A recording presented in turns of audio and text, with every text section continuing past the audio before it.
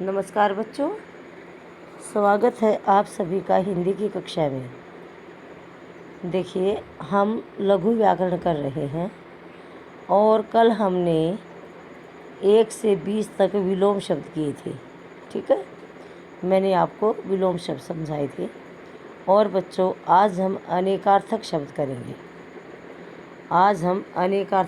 करेंगे। ठीक है, देखिए, मैं अनेकार्थक शब्द करवाने से पहले आपको बताऊंगी कि अनेकार्थक शब्द या अनेकार्थी शब्द होते क्या हैं।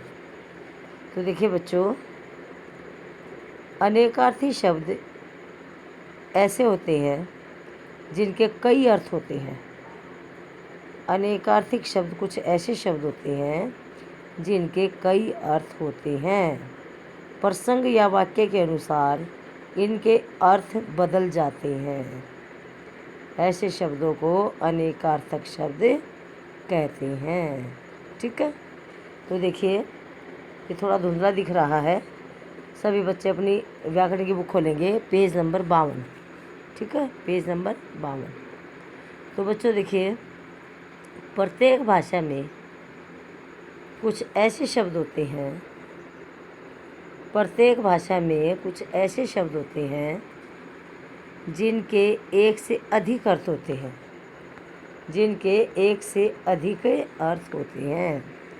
तो देखिए, हिंदी भाषा में इस प्रकार के अनेक शब्द हैं।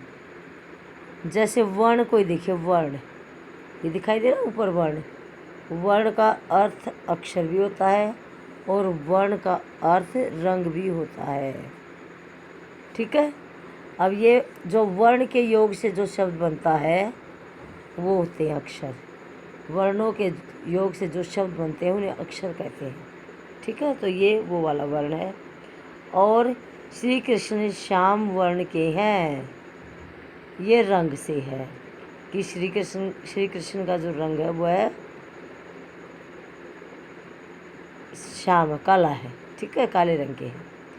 तो ये इस वर्ण का अर्थ है रंग। ठीक है, तो वर्ण के दो अर्थ हुए ना, तो ऐसे शब्दों को हम अनेकार्थक शब्द कहते हैं। ठीक है, अब जैसे नीचे देखिए, वर्ण और शब्द, इधर वर्ण है इधर शब्द है। ज जमामा जन्म, चमक चमक, ऊंचा ऊंचा ऊंचा, अहिंसा अहिंसा, कटार है कटार, ऐसा ऐसा। ठीक है, अब दिए गए इन उदाहरणों में वर्ण का प्रयोग ध्वनियों के लिखित चिन्हों और दूसरे वर्ण का प्रयोग रंग के लिए किया गया है। अभी मैंने आपको बताया था कि वर्ण का मतलब एक तो अक्षर होता है। ठीक है, तो इस वर्ण का प्रयोग ध्वनियों के लिखित चिन्हों के लिए किया गया है और इस वर्ण का प्रयोग जो है रंग के लिए किया गया है। तो ऐसे शब्द अनेकार्थी शब्द कहे जाते हैं। ठीक है, अभी आपको देखिए एग्जाम्पल और बताती हूँ, एक उदाहरण और बताऊंगी। देखिए, जैसे कर को देखिए, कर का अर्थ हाथ भी होता है और कर का अर्थ किरण भी होता है और कर का अर्थ सूंड भी होता है। तो कर के कितने अर्थ हुए? 3। कितने अर्थ करके? 3। पहला है हाथ, दूसरा है सूंड और तीसरा है किरण। ठीक है बच्चों, कर के 3 अर्थ हुए ना। ये पिक्चर भी दिखा रखी है, देखिए, ये है कर हाथ। कर का अर्थ हुआ हाथ, किरण का अर्थ सूर्य की किरण और दूसरा सूंड। किसकी सूंड? हाथी की सूंड। ठीक है, इसी प्रकार अंबर के अर्थ देखिए, अंबर। ठीक है, तो बच्चों अंबर के अर्थ हैं वस्त्र, ये वस्त्र है, ये बादल है और ये क्या है? आसमान। तो अंबर के 3 अर्थ हुए ना, एक वस्त्र हुआ, एक बादल हुआ और एक आसमान हुआ। ठीक है, तो देखिए बच्चों, अब ये दो शब्द हैं, इनके कई अर्थ हैं, कर के और अंबर के। तो इसी प्रकार से हिंदी में कुछ शब्द एक से अधिक अर्थ होते हैं। हिंदी में कुछ शब्दों के एक से अधिक अर्थ होते हैं, उन्हें अनेकार्थक शब्द कहते हैं। ठीक है। और वाक्य में जब इन शब्दों का प्रयोग करेंगे तो इनके अर्थ बदल जाते हैं, इनके अर्थ में परिवर्तन आ जाता है जब हम इनको वाक्यों में प्रयोग करेंगे। तो ऐसे शब्दों को अनेकार्थक शब्द कहा जाता है। अब हमारे सिलेबस में है 1 से 10 तक। PA1 में अनेकार्थी शब्द हमारी ये है केवल 1 से 10 तक। जैसे अंक है तो अंक के कौन कौन से अर्थ हुए? निशान, नंबर, अध्याय और गोद। ठीक है ना, ये इसके सब अर्थ हैं। ऐसे ही अंग को शरीर का भी अर्थ है, इसका अंश भी इसका अर्थ है, खंड भी और प्रभाग भी है। इसी प्रकार अक्षर, वर्ण, ब्रह्मा, नित्य और सत्य। ठीक है बच्चों। और चौथा देखिए अनंत। अनंत का है विष्णु और अंतररहित। ठीक है। पांचवा है अंबर। अंबर का वस्त्र भी होगा, आकाश भी होगा और बादल भी होगा। ठीक है। इसी प्रकार छठा है अंतर।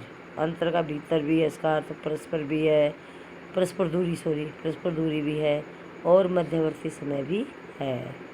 ठीक है। अब नंबर 7 है अमृत। तो अमृत का देखिए, अमृत का अर्थ दूध भी है, अमृत का अर्थ जल भी है और अमृत का अर्थ सुधा भी है। इसी प्रकार नंबर 8 कनक। कनक का अर्थ सोना भी है, दतूरा भी है और गेहूँ भी है, तीनों इसके अर्थ कनक के। ठीक है। 9वां देखिए कर। हाथ, सूंड, किरण, टैक्स, चारों इसके अर्थ हैं। ठीक है भाई। और नंबर 10 देखिए कल। कल का अर्थ मशीन भी है, आराम भी है और कल का अर्थ सुख भी होता है और कल आने वाले दिन को भी कहते हैं और जो दिन बीत गया उसको भी कल ही कहते हैं। ठीक है। तो बच्चों समझ आ गए अनेकार्थी शब्द। तो मैं आपको PDF में भेजूंगी अनेकार्थी शब्द और अपनी अभ्यास पुस्तिका में कॉपी नंबर 2 में बहुत ही सुंदर ढंग से लिखना है। ठीक है। अब करेंगे हम पत्र लेखन। क्या करेंगे? पत्र लेखन। पत्र कैसे लिखा जाता है? देखिए बच्चों, औपचारिक पत्र हमारे 2 प्रकार के होते हैं। ठीक है। पत्र हमारे कितने प्रकार के होते हैं? 2 प्रकार के, औपचारिक और अनौपचारिक। ठीक है। एक अनौपचारिक और दूसरा अनौपचारिक। तो मैं आपको बताऊंगी कि औपचारिक पत्र क्या होता है और अनौपचारिक पत्र क्या होता है। ठीक है। तो देखिए बच्चों, औपचारिक पत्र क्या होता है, ध्यान से सुनेंगे। जब दो लोगों के बीच व्यक्ति संबंध नहीं होते, जब दो लोगों के बीच व्यक्तिगत संबंध नहीं होते तथा कोई निजी जान पहचान नहीं होती, यानी कि कोई नज़दीकी जान पहचान भी नहीं होती और आपस में संबंध भी नहीं होता, तब जो पत्र लिखे जाते हैं उनको औपचारिक पत्र कहते हैं। इसीलिए इन पत्रों में आत्मीयता के स्थान पर औपचारिकता का निर्वाह किया जाता है। ये प्राय तथ्यों और सूचनाओं पर आधारित होते हैं। ठीक है बच्चों। औपचारिक पत्र भी होते हैं जिनके बीच कोई व्यक्तिगत संबंध नहीं होता और कोई निजी जान पहचान भी नहीं होती, तो ऐसे पत्रों को औपचारिक पत्र कहा जाता है। ठीक है। और औपचारिक पत्र किस किस के अंतर्गत आते हैं, किस किस को लिखे जाते हैं, कौन कौन से होते हैं? व्यावसायिक पत्र होते हैं, कार्यालय के लिए लिखे जाते हैं और आवेदन तथा प्रार्थना पत्र भी औपचारिक पत्र ही होते हैं। ठीक है। यानी कि औपचारिक पत्र उन लोगों के लिखे जाते हैं जिनसे लिखने वाले का कोई व्यक्तिगत या पारिवारिक संबंध नहीं होता। तो ऐसे पत्र औपचारिक पत्र कहे जाते हैं। प्रधानाचार्य को लिखे गए प्रार्थना पत्र सारे औपचारिक पत्र होते हैं। और अधिकारियों, व्यापारियों व पुस्तक विक्रेता को जो पत्र लिखे जाते हैं वे भी औपचारिक पत्र ही होते हैं। ठीक है, तो इसी प्रकार से इसका दूसरा भाग है, दूसरा वर्ग अनौपचारिक पत्र। ठीक है बच्चों, अनौपचारिक पत्र कौन से होते हैं? देखिए, पारिवारिक सगे संबंधियों, पारिवारिक जो सगे संबंधी होते हैं हमारे मित्रों आदि को लिखे गए पत्रों को अनौपचारिक पत्र कहते हैं। इन पत्रों में प्राय अपनी निजी भावनाओं एवं सुख दुखात्मक अनुभूतियों को व्यक्त किया जाता है। ठीक है बच्चों, अनौपचारिक पत्र किसको लिखा जाते हैं? अपने परिवार के लोगों को, सगे संबंधियों को व मित्रों को लिखे जाते हैं। ठीक है, समझ में आ गया? अब देखिए इसमें क्या लिखा जाएगा? पत्र भेजने का स्थान आएगा, तिथि आएगी और पता आएगा। तो यह सब बाईं ओर लिखा जाता है। ठीक है, अनौपचारिक पत्र में संबोधन एवं अभिवादन, और जिसे पत्र लिखा जाता है उसकी आयु, योग्यता संबंध आदि के अनुरूप शब्द और विषय वस्तु, बीच में विषय वस्तु आती है पत्र में। पत्र लेखक पत्र पाने वाले से अपने संबंध के अनुरूप शब्दों का प्रयोग करता है, उसके बाद ये समाप्त हो जाता है। ठीक है, क्या क्या लिखते हैं इसमें? पता और तिथि, संबोधन, अभिवादन, विषय वस्तु। ठीक है, और समाप्ति में हस्ताक्षर, लिखने वाले के हस्ताक्षर होते हैं। ठीक है, अब देखिए मैं आपको बताती हूँ कैसे लिखा जाएगा प्रारूप इसका, औपचारिक पत्र लिखने का प्रारूप। सबसे ऊपर आएगा, मान लो अभी मैंने आपको करवाया था ना पत्र, कौन सा करवाया था मैंने आपको पत्र? एक स्वास्थ्य अधिकारी को गंदगी की शिकायत करते हुए पत्र लिखिए। ठीक है, तो सबसे ऊपर क्या आएगा? चलो आप बीमार हो और आपने मुख्य अध्यापक को लिखना है, तो कैसे लिखोगे? सबसे ऊपर सेवा में प्रधानाचार्य महोदय, फिर जो विद्यालय का नाम है और कौन से शहर में है। ठीक है, सबसे पहले ये आएंगे और बाईं ओर आएंगे। उसके बाद औपचारिक पत्र में विषय लिखा जाता है कि पत्र किसके संबंध में है। अब आपने अपने प्रधानाचार्य को फीस माफ़ी के लिए लिखना है ना, फीस माफ़ी के लिए लिखा है, तो विषय में क्या आ जाएगा? जैसे पत्र का नाम है फीस माफ़ी हेतु अपने प्रधानाचार्य जी को प्रार्थना पत्र लिखिए। ठीक है, और ऊपर क्या आएगा? सेवा में, फिर प्रधानाचार्य महोदय, फिर स्कूल का नाम, फिर शहर का नाम। उसके नीचे ही ठीक नीचे आएगा विषय, उसके ठीक नीचे विषय लिखा जाता है। भी पत्र जो है प्रार्थना पत्र किसके संबंध में लिख रहे हो, वो चित्त क्या है? तो फीस माफ़ी हेतु, आप फीस माफ़ी हेतु लिख रहे हो ना, तो विषय में आ जाएगा फीस माफ़ी हेतु। ठीक है, इतना ही काफ़ी है।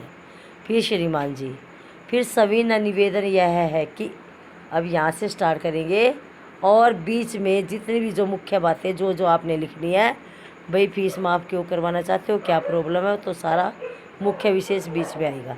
ठीक है, और उसके बाद जब पत्र ख़त्म हो जाएगा तो धन्यवाद करोगे, लिखोगे, और प्रार्थी आपका आज्ञाकारी शिष्य या आज्ञाकारिणी शिष्या, फिर उसके नीचे अपना नाम, फिर अपनी कक्षा लिखोगे, कक्षा 7वीं, फिर अनुक्रमांक के बाद अपना रोल नंबर, उसके बाद लिखोगे दिनांक, सबसे आखिर में दिनांक लिखोगे। तो इस प्रकार से औपचारिक पत्र लिखे जाते हैं। ठीक है, अब इसमें देखिए बात सम्मानपूर्वक कही जाए। पत्र में सम्मानपूर्वक आदर मतलब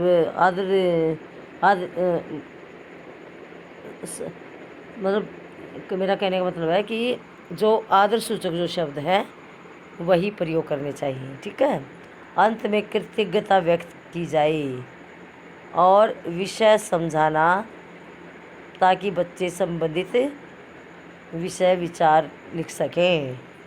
विषय को समझाना है और बच्चे उससे संबंधित अपने विचार या विषय वस्तु लिख सकें। ठीक है, तो इस प्रकार से औपचारिक पत्र लिखे जाते हैं। ठीक है, तो आज इतना ही करेंगे। धन्यवाद, शुभ दिन।